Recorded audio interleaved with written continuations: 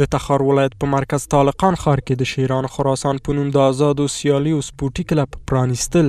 د تخار د بدني روزنې چارواکو د کلب د پرانیستې په پروګرام کې وویل چې د ځوانانو دوامداره ثبات او په سپورټ کې لیوالتیا د دې لامل شوی چې یو شمیر مینوال ځوانان د لوبغاړو لپاره د اسانتیاو برابرولو او د روزنې مرکزونو په جوړولو کې پانګونه وکړي.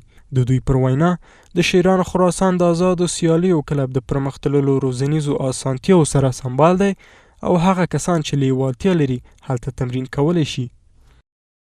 به همین شکلی که یک جامعه برای اقشار مختلف نیازمند هست، در بخش طبابت ما نیازمند هستیم، در بخش مهندسی، در بخش‌های مختلف.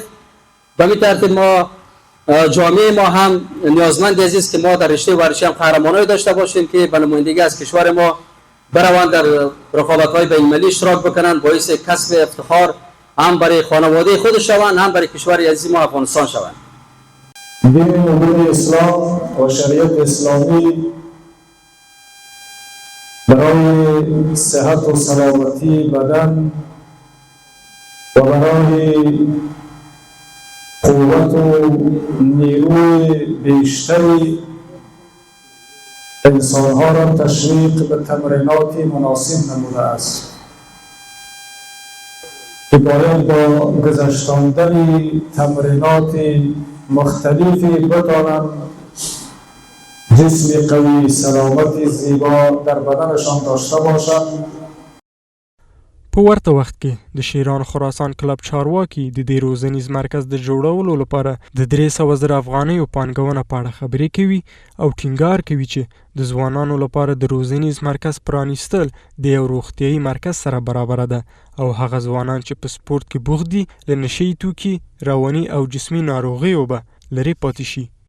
ما یک کلپی که اعمار کردم حدود 3 لک افغانی سرمایه گذاری کردم و حدود 50-60 شاگرد داریم که انشالله روز به روز بیشتر میشه و تمرین‌ها را آغاز کردیم، پرفشار آغاز کردیم. انشالله برنامه خاصی داریم برای فایترها که فایتای خارجی بیرون از کشور برشان جور کرده رایستیم. ما با مچ مگرا گپ زدیم.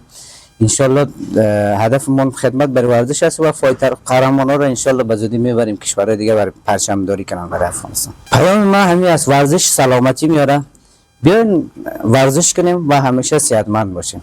خیلی خوشحال هستم که همچین کمپی در ولایت تخار جور شده و بهترین قهرمانا و بهترین فایترها میتونیم ما در اینجا آموزش بده و بهترین فایترها میتونیم در سطح جهان ما داشته باشیم انشالله.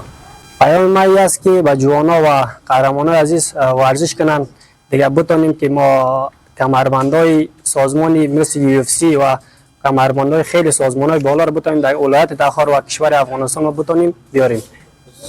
ویل کېږي چې په تیرو څو کلونو کې د تخار د ځوانانو لیوالتیا د آزادو او دودیزو سیالیو سره زیاته شوې ده او هر کال د تخار لوبغاړي په ملي او نړیوالو سیالیو کې د ګډون له لارې خپل هیواد او ولایت ته اتلولي راوړي.